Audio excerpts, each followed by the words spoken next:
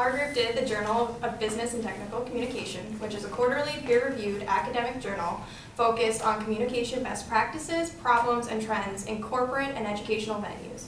The journal was established in 1987 and is published by Sage Publications. The editor is Iowa State's own David R. Russell.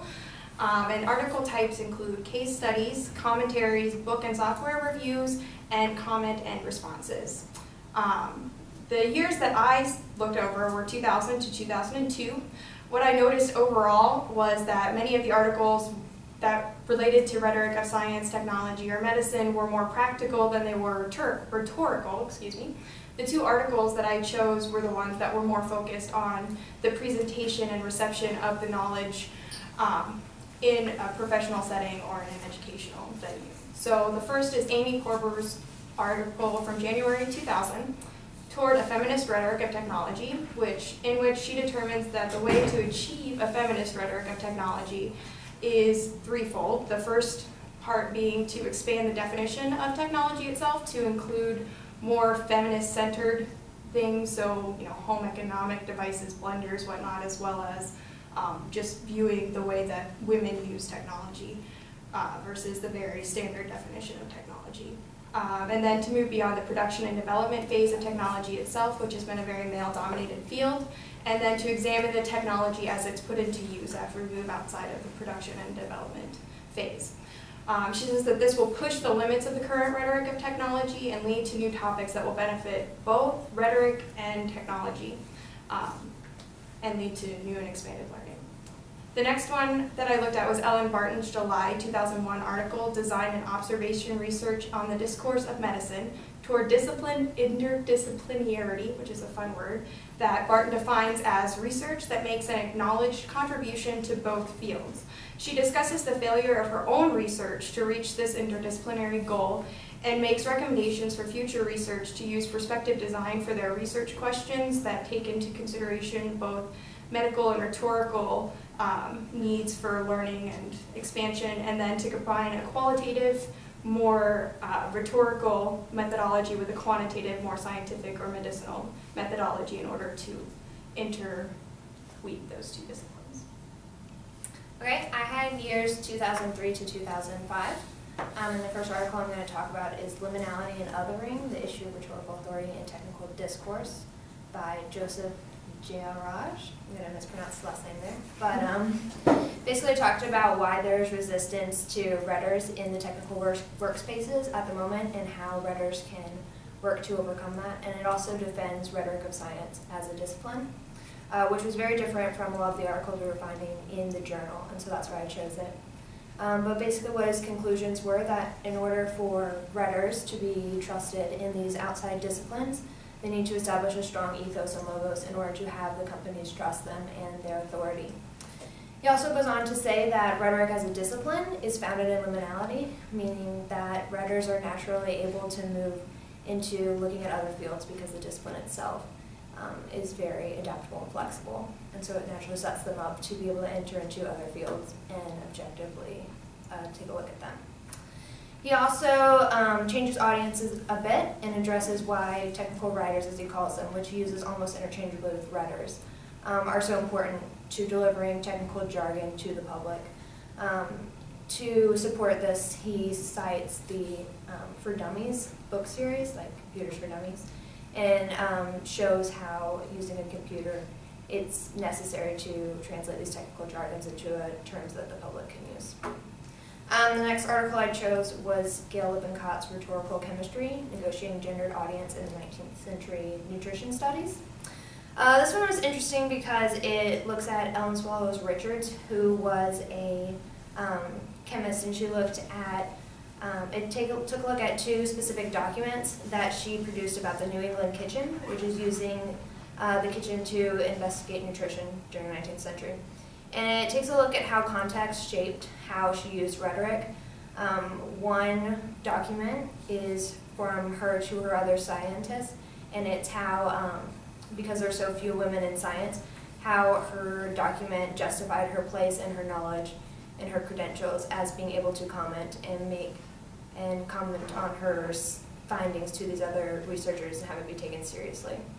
The other document that I looked at was conveying to the public about studying nutrition, and she's basically justifying how the kitchen is not just the woman's domain, how it is an area of concern for all genders and all humans, because it is it's not just within the realm of domesticity, it's not just for women. Nutrition is a concern for everyone. And the interesting part, well, both were interesting, but Carolyn Miller says that Richards could be successful because she understood the conditions of one's participation, or she understood basically the rules of the game and how to play, how to use her context in order to support her findings. I selected 2 articles published in 2007.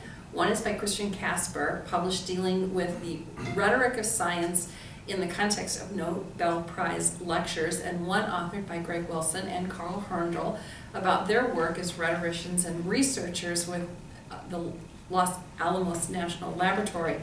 The first article, In Praise of Carbon, In Praise of Science, the Epideictic Rhetoric of the 1996 Nobel Lectures in Chemistry, explores the nature of epideictic rhetoric through a close textual analysis of the lecturers of these 3 Nobel chemistry laureates. The author selected these lectures for study because they exemplify the belief that although scientific research is messy, it produces objective knowledge apart from and unmediated by language, or it's supposed to, at least.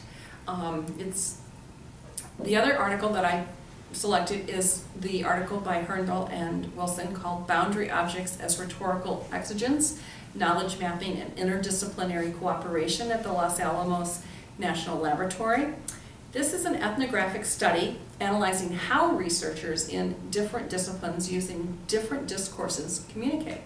While the setting of this study is the Los Alamos National Laboratory, a very unique and, as the authors write, highly charged one that sits at the cutting edge of science and national security and international diplomacy, it's also a setting that has use in other settings in the sense that the type of rhetoric concerns there are applicable to local issues such as interdisciplinary research groups in sustainable agriculture, and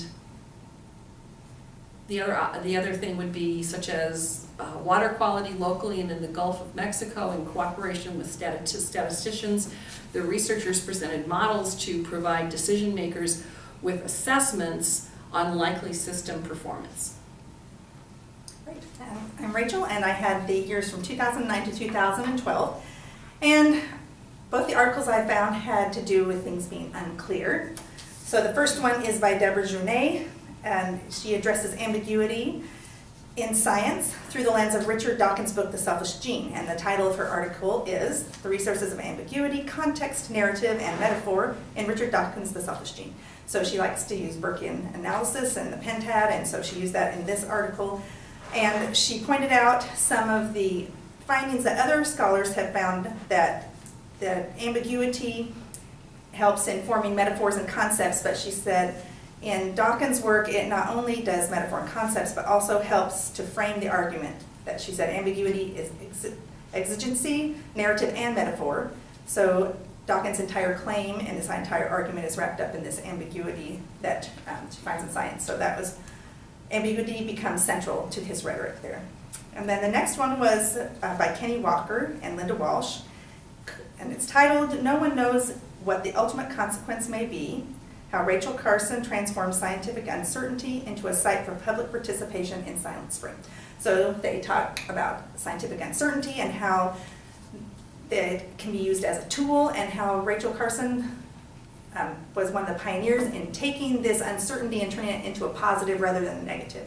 And she would say, we really don't know what pesticides do, and instead of closing a door for public policy because we're not quite sure what it does, Carson turned that and said, because we're not quite sure, we should have a discussion about it. We should see if there needs to be some policy made. And so the authors say that because she opened this point of view and using scientific uncertainty as a tool, it's not positive, that she opened that for future, and we continue to hear that kind of rhetoric today.